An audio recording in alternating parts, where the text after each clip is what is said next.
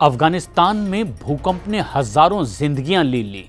अब तक 2200 से ज्यादा लोग मारे जा चुके हैं, जिनमें महिलाएं, बच्चे और बुजुर्ग भी शामिल हैं, और करीब 4000 लोग घायल हो गए और कई जिंदगी और मौत से जूझते इस वक्त दिखाई दे रहे हैं। लेकिन इन 2200 मौतों में से कई औरतों की जान बच भी सकती थी, क्योंकि वो अभी जिंदा थी, उनकी सांसें चल रही थी, उम्मीद अभी बाकी थी। मलबे के नीचे दबे हाथ मदद के लिए हिल रहे थे, आंखें जिंदगी की भीख मांग रही थी। मगर इस उम्मीद के बीच आ खड़ी हुई अफगानिस्तान की रूढ़िवादी परंपराएं और मजहबी कायदे, ऐसी परंपराएं जिनके चलते राहत कर्मी भी उन्हें हाथ नहीं लगा पा रहे थे, और नतीजा जिंदा औरतें भी दम तोड़ गईं। अफगान समाज में लंबे समय से महिलाओं को लेकर सख्त पाबंदियां हैं।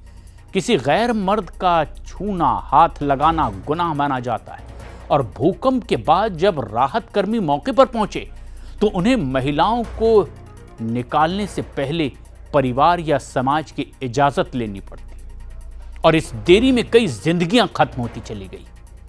बचाव कार्य के दौरान महिला डॉक्टर और महिला कर्मियों की भी भारी कमी देखने को मिली। ऊपर से महिलाओं पर जब से तालिबान का शासन चल रहा है, तब से बहुत ज्यादा पाबंदियां और दिखाई दी। महिलाओं के बुनियादी अधिकार पूरी तरह से वहां छीन लिए गए, उन पर सख्त पाबंदियां लगाई गई। मसलन लड़कियों को 6ठी कक्षा के बाद पढ़ाई की अनुमति नहीं, बिना पुरुष साथी के महिलाएं यात्रा तक नहीं कर सकती, नौकरी और सरकारी जगहों पर चेहरे ढकना बहुत जरूरी है, और ऐसे में राजनीति और सार्वजनिक जीवन में महिलाओं की भागीदारी लगभग अफगानिस्तान में पूरी तरह खत्म हो गई। मजारदारा गांव के वॉलेंटियर तहजीबुल्लाह मुजाहिदी बताते हैं कि राहत कर्मी पुरुषों और बच्चों को तो निकाल रहे थे, इलाज के लिए ले जाया जा रहा था, लेकिन महिलाएं कोने में ही पड़ी हुई थी। उन्हें कहा गया, ऐसा लग रहा था जैसे महिलाएं इस आपदा में बिल्कुल अदृश्य हैं। और कुनार प्रांत की 19 साल की बीबी आयशा की कहानी तो दिल झकझोर देती। जो हकीकत उन्होंने बयां की वो बहुत ज्यादा भयावह है।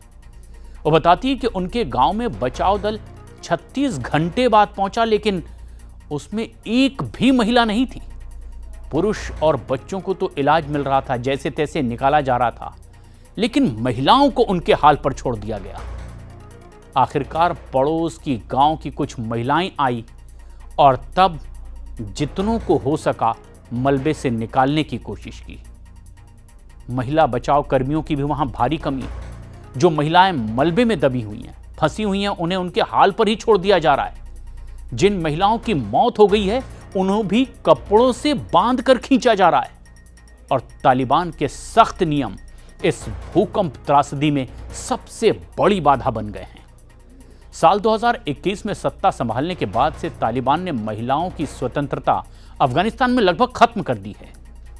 6वीं क्लास के बाद पढ़ाई बंद, नौकरियों से दूरी, यात्रा पर पूरी तरह पाबंदी, यहां तक कि संयुक्त राष्ट्र और एनजीओ में काम करने वाली महिलाओं को भी धमकियां लगातार मिल रही है।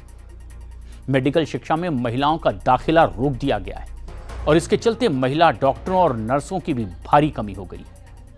एक रिपोर्ट के मुताबिक एक घर के मलबे में बच्चे, पुरुष, महिलाएं, लड़कियां सब दबे होने की सूचना मिली।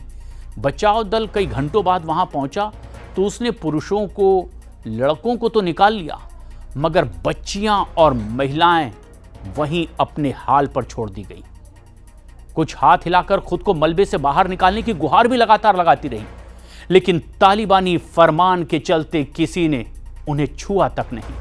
मदद का कोई हाथ इन बच्चियों और महिलाओं तक नहीं पहुंचा। बचाव दल में महिलाएं ज्यादा भी नहीं, और उन्हें कहा कि इसी के चलते आंखों के सामने ही मलबे में ये दबी महिलाएं मरने को मजबूर हो गईं।